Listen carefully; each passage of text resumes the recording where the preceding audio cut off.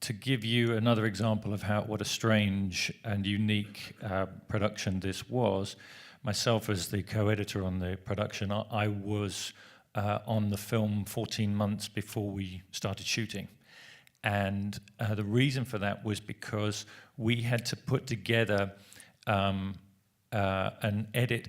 Initially, we were just flushing out ideas, and we were taking the storyboards and cutting the storyboards together with some dialogue, and just trying to get a general idea of how the sequences and the scenes would go together. And that gradually grew into something more, and before we knew it, we were taking these storyboarded scenes and giving them to the animators, who would then put together a very rough previs to try and tell the story better than with the boards. And at this stage, we had dialogue in there. I was playing George Clooney's character, and my assistant was playing Sandra Bullock's character, and we were editing dialogue, we were moving dialogue around, Alfonso was rewriting things, and then we'd get animation back, previs back from these guys, and then we would manipulate that and edit that, and that would then go back to the animators, who we had to be careful to keep up with each other, because we were all working at the same time, and if Alfonso wasn't with me, then he was with the previous guys. And we did this, on all the sequences, all together. We were blocking the movie in advance of the shoot. And there were two reasons for that.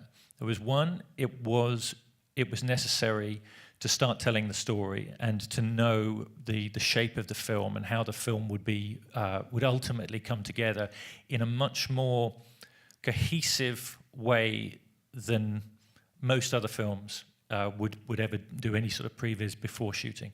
And the second reason was because the shots were so complex, everybody in pre-production needed to use the cut as their basis for calculating the logistics behind the shoot.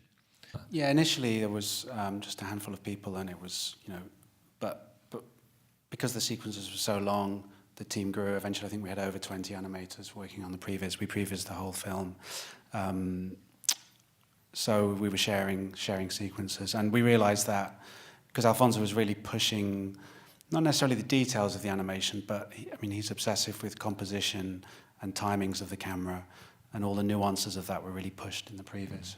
Were you surprised at how beautifully they wove together these discreetly precise stagings into one continuous flowing piece? Well, it was gradually worked up, actually, and that was one of the reasons why, as the movie we went on, we did less and less storyboarding. I think we storyboarded the whole movie, but we relied more and more on previs, and the previs in many ways was the spine of the movie from the beginning to the end. But however useful the storyboards are as an initial starting point, and they are, because so much of it is about movement and timing and all the things we've been talking about, we moved into previs sooner as we went down the process. And also we found we had to previs to a higher level of detail because so many things were relying on the previs. So the previs had to be worked up to much more accurate animation than previs normally is. Because of the way we shot it, we were able to explore the dimensionality of zero gravity in a way that you couldn't in a normal traditional shoot. Because, normally in a film, people are standing on the ground, so this makes everything kind of two-dimensional. People can move left and right, but it's, hard for them to move up and down. So the compositions are very kind of locked within that. We're used to seeing people framed in a certain way. And, one of the big briefs is that the compositions should break with that traditional structure. I remember when we were doing the previs, everybody was, we were having fun doing all this stuff, and everybody was saying, well, we've got to film that, and that was almost like an inconvenience.